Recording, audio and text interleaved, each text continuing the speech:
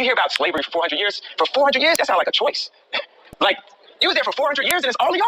You know, like, it's like we're mentally in prison. I like the word prison because slavery goes too direct to the idea of blacks. It's like slavery, Holocaust Jews, slavery is blacks. So prison is something that unites us as one race, blacks and whites being one race, that we're the human race. Do you feel that do you feel that I'm being free and I'm thinking free? When you hear about slavery for 400 years, for 400 years, that sounds like a choice.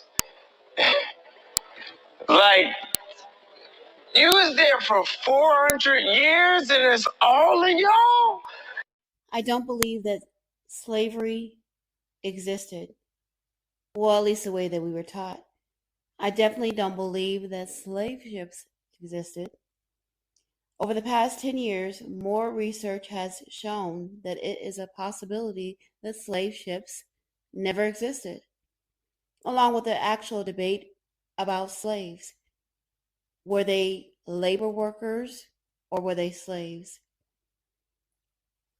I would say that Dane Calloway is one of the best researchers in this country when it comes to the discovery of the truth. He has provided proof and evidence. He's also a great author and mentor. Back in 2015, there was a student by the name of Kobe Barron who discovered there was a possible error in the book, in his geographical book that he was reading at, I do believe it was Pearland High School in Houston, Texas. What the caption said next to a picture of the map of the United States describing patterns of immigration, it read that the Atlantic slave trade brought millions of workers from Africa to the southern United States to work on agriculture plantations. This book was published by McGraw-Hill. Now, McGraw-Hill is a well-known publication company. It's also our main source of our indoctrinated education. The same education system that taught us all about slavery in the first place. Now they have replaced the same indoctrinated word with the word workers. Now I have to explain this, and I have explained this before, that they must put the truth in plain sight. I believe that this is a part of the Carnelian law. In other words, they must tell us the truth in plain sight, and that's what it is. Now, if you're not familiar with what Carnelian law is, and I may be pronouncing this wrong, it's a spiritual law of karma. You don't hear a lot about this. This is something you're going to have to do deep research about because they don't talk about it. But again, it just goes along with they had to put the truth in plain sight in order for this attraction to happen, the yin and yang. To get back on topic, the debate of whether slavery or slave ships actually existed, the debate of the actual photographs of the pictures versus the drawings of the pictures, because photography did exist in that times. If you check the time period, you'll see that photography was a possibility. So where are those pictures that correlate with that? And also there's another discussion, another debate, who were the actual inhabitants of the Americas prior to the discovery of the so-called discovery. That is a debate that we have to bring up on this video because it goes along with the existence of the actual slave ships. Because if there were inhabitants of the Americas before, there would be no needs for having a slave ships.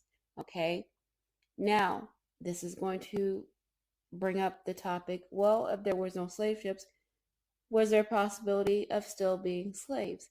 Absolutely. Okay, absolutely possible. There's also a possibility of the actual immigration was that of having workers come over here to work on what the Americas to what it is today, the whole Atlantic trade system. But like I said, you have to do your own research and make your own determination. The research is there, the evidence is there.